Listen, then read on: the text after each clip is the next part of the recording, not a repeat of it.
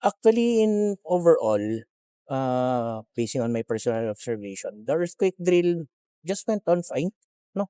But still, despite na sabi nga ni Mayor kanina yung nag-uusap kami, despite of this being already an scheduled activity, may mga lapses pa rin po kami nakita which we hope that we will be able to correct in our future drills.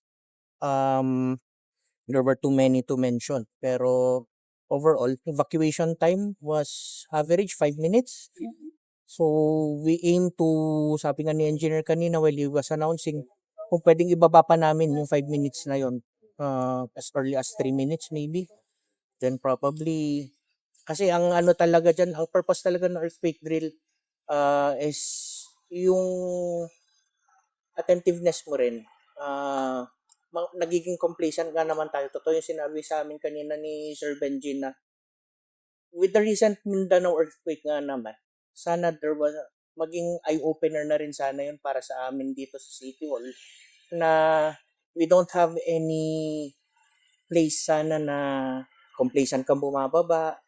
You should be actively moving, hindi yung tipong you take your time to evacuate the building when in fact you consider this earthquake drill seriously na sana naman you do your part rin na you walk briskly. You don't need to run actually, pero you briskly walk naman to the respective evacuation areas here in the garden, no? So actually marami pa, and we hope we can address these issues soon so that our succeeding drills will be more successful.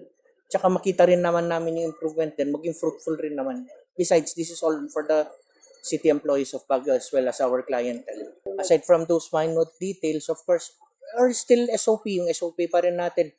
Yung duct cover and hold. Of course, hindi dapat nawawala yan before we evacuate. And then, as part of our,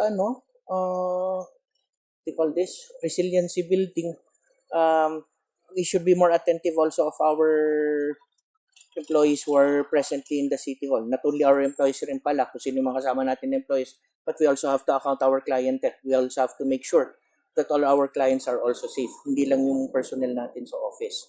So, yun lang naman. Gusto lang namin ma-reiterate.